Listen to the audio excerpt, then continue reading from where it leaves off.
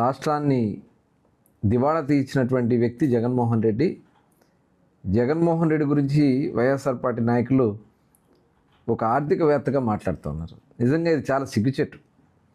5 సంవత్సరాలు ఈ రాష్ట్రాన్ని అప్పుల పాలు చేసి, ఈ రాష్ట్రంలో ఆర్థిక వ్యవస్థను మొత్తాన్ని కూడా కుప్పకూల్చి పేదవాడు పొట్టకొట్టినటువంటి వ్యక్తి జగన్మోహన్ రెడ్డి. ఇవాళ రాష్ట్రంలో పెట్టుబడులు పడటానికి కూడా ఆ రోజు ఎవరు కూడా రానటువంటి పరిస్థితి, అందరూ కూడా వెనక్కి వెళ్ళిపోయినటువంటి పరిస్థితి.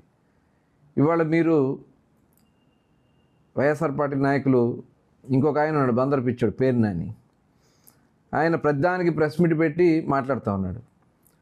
మీరు ఒక 420 దొంగలు, జగన్మోహన్ రెడ్డి ఒక 420 దొంగ. ఆయన అండ చూసుకునే మీరు ఏ రకంగా బియ్యం కొట్టేశారు, 8 బస్తాలు కొట్టేశారు. పరకామణికి దాంట్లో అదో చిన్న కేసు అని మాట్లాడుతూ ఉన్నారు మీరు. అంటే దేవుడు సొమ్ము కొట్టేసి చిన్న కేసు అని మాట్లాడుతున్నాను. ఎందుకంటే లక్షల కోట్లు కొట్టే జగన్మోహన్ రెడ్డికి, పేదవాడి బియ్యం బొక్కేసిన మీకు ఇది నేరాల్లా కనపడవు. ఇవాళ అహర్నిశలు కష్టపడుతూ ఈ రాష్ట్ర అభివృద్ధి కోసం వచ్చిన ఈ సంవత్సరాల కాలంలో పేదవాడికి సంక్షేమ కార్యక్రమాలకి పెన్షన్ రూపేణా దగ్గర 50,000 కోట్ల రూపాయలు ఈరోజు ప్రజలకు ఇచ్చాం మేము. ఒక్క పెన్షన్ రూపేణా గ్యాస్ సిలిండర్లు ఇస్తున్నాం, రైతన్నకి డబ్బులు ఇస్తున్నాం. ఇవన్నీ మీకు కనబట్లే. ఇవాళ అసత్య ప్రచారాలు చేసి ఇవాళ రైతులకు డబ్బులు పడతా ఉన్నాయి. రైతు కళ్ళలో ఆనందంగా ఉన్నారు. ఇవాళ వర్షాలు వచ్చి ఇబ్బంది పెట్టినా లెక్క చేయకుండా రైతులతో ధాన్యాలు మొత్తం కూడా మిల్లర్లకు పంపిస్తూ ఉన్నాం. 24 గంటల్లో వాళ్ళ అకౌంట్లో డబ్బులు వేయిస్తూ ఉన్నాం. ఈ రాష్ట్రంలో ఎక్కడన్నా ఇబ్బంది వస్తే, మిర్చి రైతులకు ఇబ్బంది వస్తే, అలాగే పొగాకు రైతులకు ఇబ్బంది వస్తే, మామిడి రైతులకు ఇబ్బంది వస్తే ఇమ్మీడియట్గా వాళ్ళకి కొంత ఆర్థిక సహాయాన్ని అందించి ఆ రంగాలన్నీ కూడా నిలబెడతా ఉన్నాం.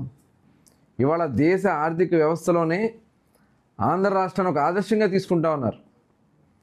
మొన్న విశాఖపట్నంలో జరిగినటువంటి ఇన్వెస్ట్మెంట్ మీట్లో దగ్గర 13.5 లక్షల కోట్ల రూపాయల పెట్టుబడులు ఈ రాష్ట్రానికి వచ్చినాయి. అంటే ఇవాళ చంద్రబాబు నాయుడు గారి మీద ఉన్న నమ్మకం, ప్రపంచంలోనే అతిపెద్ద దిగ్గజం అయినటువంటి గూగుల్ సంస్థ ఇవాళ ఆంధ్ర రాష్ట్రానికి వచ్చిందంటే ఇవాళ చంద్రబాబు నాయుడు గారు ముందు చూపు తీసుకొస్తున్నటువంటి సంస్కరణలు, కొన్ని పాలసీలు, అలాగే వాళ్ళకు ఉన్నటువంటి అడ్డంకులను కూడా తొలగించుకోవడం వల్ల ఇవాళ ఈ రకంగా జరుగుతుంది.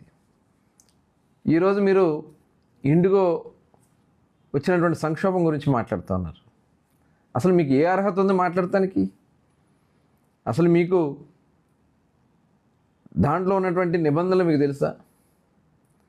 అక్కడ ఉన్నటువంటి పైలట్లకు సమయాన్ని, ఫ్లయింగ్ టైంని తగ్గించడం ద్వారా ప్రయాణికులకి సేఫ్టీ కోసం దాదాపు సంవత్సరాల క్రితం జరిగినటువంటి అగ్రిమెంట్ ప్రకారం దాన్ని అమలు చేయటం తప్ప ఇవాళ అక్కడ ఇండిగో వాళ్ళు ఒక ఉద్దేశపూర్వకంగా జరిగినటువంటి కార్యక్రమాన్ని తీసుకొచ్చి రామ్మోహన్ నాయుడు గారికి లేదా లోకేష్ గారికి, తెలుగుదేశానికి అంటగట్టాలనే ప్రయత్నం మీరు చేయటం ఒక దుర్మార్గమైనటువంటి చర్య.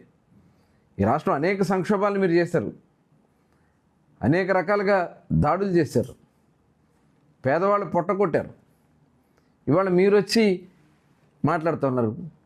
ఇదే పేరు నాని చంద్రబాబు నాయుడు గారు మమ్మల్ని కాపాడారు, లేకపోతే మా ఆవిడని అరెస్ట్ చేసేవాళ్ళు అని చెప్పిన వ్యక్తి పేరు నాని కదా.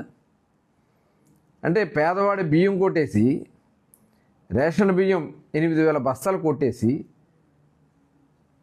ఇవాళ దాంట్లో తప్పించి తిరగాలనే ప్రయత్నం చేస్తూ మీకు ఇవన్నీ కూడా పెద్ద కనపడవు.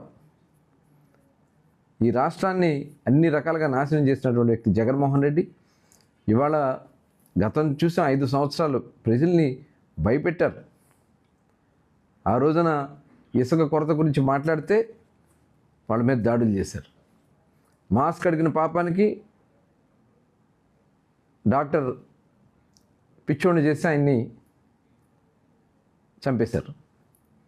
ఒక ఎమ్మెల్సీ కార్ డ్రైవర్ సుబ్రహ్మణ్యాన్ని హత్య చేసి డోర్ డెలివరీ చేశారు.